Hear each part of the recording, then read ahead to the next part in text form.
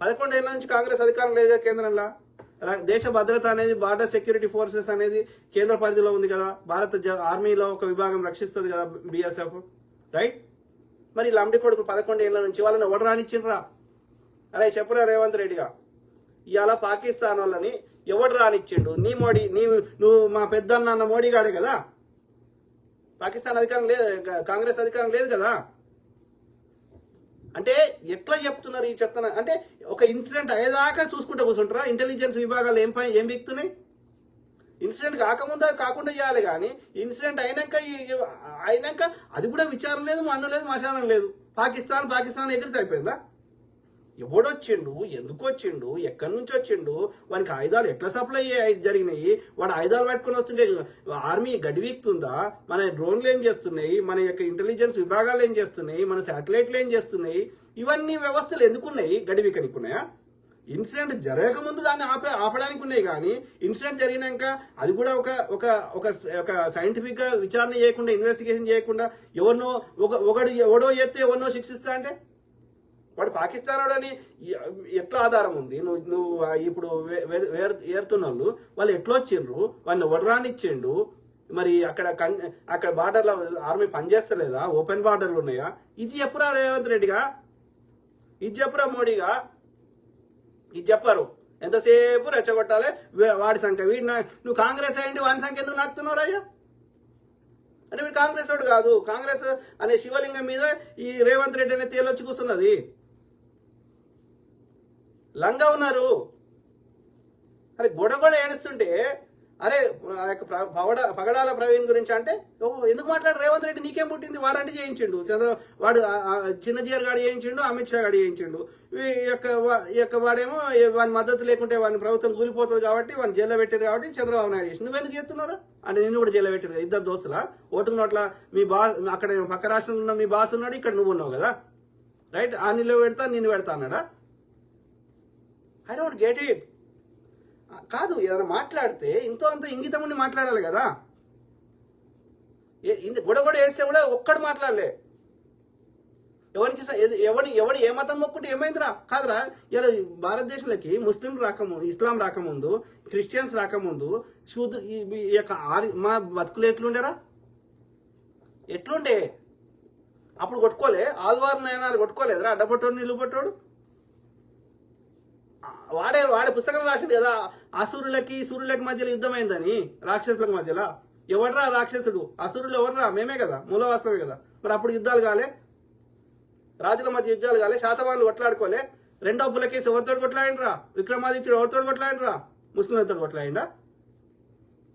కాదు, అంటే వీడు అనేది భారతదేశం హిందూ రాష్ట్రం చేస్తా అంటే హిందూ రాష్ట్రంలో కొట్టుకోలే, ఇంకా ఎక్కువ కొట్లాడుకున్నారు, ఎక్కువ దరిద్రం ఉండే. పిచ్చి నా కొడుకులు ఆలోచించగలుగుతారా? పీఓకేను ఆక్రమించాలి, పాకిస్తాన్ 2 ముక్కలు చేయాల్సిందే. ఎట్లా సాధ్యం మీరు చెప్పండి, మీకు దండం పెడతా. ఎవరికైనా ఒక ముఖ్యమంత్రి స్థాయిలో ఉన్నవాడే ఇట్లా మాట్లాడితే ఒక సామాన్యులకి నువ్వు ఏమి సందేశం ఇస్తున్నావు? ఈ సేమ్ ఇట్లా కూడా మాట్లాడతాడు. ఆ వాట్సాప్లలో ఈ అంధభక్తులు మాట్లాడుతున్నారు, పెండబ్యా చూచోబాచు. ఎట్లా సాధ్యం? మీకు దండం పెడతా, మీ కాలు మొక్కుతా. అది పీఓకేని ఎట్లా తీసుకోవచ్చో నాకు చెప్పండి. పాక్ ఆక్యుపైడ్ కాశ్మీర్ అని మనం అంటున్నాం. కాదు, అది ఆజాదీ కాశ్మీర్ అని పాకిస్తాన్ వాళ్ళు అంటారు. అది నిజంగా కూడా మీరు చరిత్ర తెలియని వాళ్ళకి చెప్తున్నా, గతంలో చెప్పింటా కానీ తెలియని వాళ్ళకి చెప్తున్నా.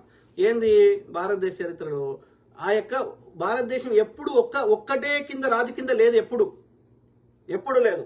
ఎప్పుడో ఒకరిద్దరి హయాంలో, అది కూడా మొత్తం లేదు, కొంతవరకే ఉండే. ముఖ్యంగా ఉత్తర భారతదేశం ఉండే, దక్షిణ భారతదేశం లేకుండే. ఏది మగధ సామ్రాజ్యం కింద ఉత్తర భారతదేశం మాత్రమే ఒక కొంచెం ఎక్కువ ఉండే రాజ్యం. గంతకు మించి ఎప్పుడు కూడా భారతదేశం ఒకటే రాజు పరిపాలించలేదు భారతదేశం మొత్తాన్ని. ఓకే, సో అన్ని చిన్న చిన్న రాజ్యాలుగా ఉండే ఎప్పుడైనా చరిత్రలో. అర్థమైందా? చోళుల రాజ్యం ఇది. అంటే రాజ్యం ఇది నథింగ్ బట్ ఒక దేశం లాగా. ఇవాళ యూరోప్ తీసుకుంటే యూరోప్లో ఎట్లున్నాయి? అన్ని చిన్న, ఇప్పుడు మొత్తం కలిపితే ఒక అమెరికా అంత సైజు కూడా ఉండదు యూరోప్ మొత్తం. ఓకే, సో కానీ ఎన్ని దేశాలు ఉన్నాయి? ఫ్రాన్స్ ఎంత ఉంటుంది? ఇంకో దేశం ఎంత ఉంటుంది? జర్మనీ ఎంత ఉంటుంది? రష్యా అదేంది ఆస్ట్రియా ఎంత ఉంటుంది? హంగేరీ ఎంత ఉంటుంది? అన్ని బుట్టగా ఉంటాయి. ఓకే, కానీ ఎందుకు అవి అయినా వాళ్ళు అట్లా ఇండిపెండెంట్ ఉండడానికి ఎందుకు ఇష్టపడుతున్నారు? ఎందుకంటే వెనకటి నుంచి అట్లనే ఉన్నారు వాళ్ళు. వాళ్ళ భాష వేరు, వాళ్ళ ఆహారపు అలవాట్లు వేరు, వాళ్ళ ఆచార వ్యవహారాలు వేరు, కాబట్టి వాళ్ళ యొక్క సంస్కృతి సాంప్రదాయాలు వేరు, కాబట్టి తమ యొక్క ఐడెంటిటీని అట్లనే కాపాడుకునే ప్రయత్నం చేస్తున్నారు వాళ్ళు. ఇవాళ కొత్తగా లేరు, వాళ్ళు వెనకటి నుంచి అట్లనే ఉన్నారు. ఓకే, సేమ్ వే భారతదేశంలో కూడా ఇలా ఎందుకు ఇన్ని భాషలు ఉన్నాయి? అధికారికంగానే 26 భాషలే ఉన్నాయి. అనధికారికంగా ఇంకా అనేక జాతుల వాళ్ళకి భాషలు లేవు, వాళ్ళకి లిపి లేదు. భాషలు ఉన్నాయి కానీ లిపి లేదు. ఓకే, ఇప్పుడు ఆ యొక్క వాళ్ళు మాట్లాడుకునేవి అనేక కొన్ని ట్రైబ్స్. ఓకే, సో అంటే దాదాపు ఒక 100 భాషలు ఉండొచ్చు భారతదేశంలో, ఇంకెక్కువనే ఉండొచ్చు. అధికారికంగా 26 ఉన్నాయి, అనధికారికంగా అన్ని కలిపితే 100 భాషలు ఉండొచ్చు. భాషలు వేరున్నాయి. ఇలా తమిళనాడు పోతే మొత్తం డిఫరెంట్ ఉంటుంది, కేరళ పోతే కంప్లీట్ డిఫరెంట్ ఉంటుంది, తెలంగాణ వస్తే డిఫరెంట్ ఉంటుంది, ఆంధ్రప్రదేశ్ పోతే ఇంకా డిఫరెంట్ ఉంటుంది. ఆ స్లాంగ్ యాస వేరే ఉంటుంది, వాళ్ళ వాడే పదాలు వేరే ఉంటాయి, వాళ్ళ ఆచార వ్యవహారాలు వేరే ఉంటాయి, వాళ్ళు మొక్కే దేవతల పేర్లు వేరే ఉంటాయి. అంటే ఒక దేశం లాగా ఒక్కొక్క రాష్ట్రం ఒక్కొక్క దేశం లాగా ఇవాళ ఎందుకుంది భారతదేశంలో? ఎందుకంటే అవి వెనకటి నుంచి కూడా అట్లా సపరేట్ రాజ్యాలు ఉండే, ఒకటే రాజు పరిపాలించలే భారతదేశాన్ని ఏనాడు చరిత్రలో. ఇవాళ వీడు అఖండ భారత్ అంటాడు. అఖండ భారతం అనేది ఎప్పుడూ లేదు. మీరు మనం చరిత్ర ఆధారంగా చెప్తాం కానీ ఎవడో వాని చెత్త పుస్తకాలు రాసుకున్న దాన్ని బట్టి చెప్పాం చరిత్రని. అర్థమైందా?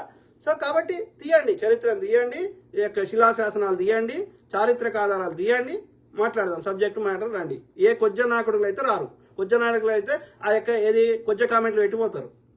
దమ్ముంటే మీ జీలో దమ్ముంటే చర్చకు రండి.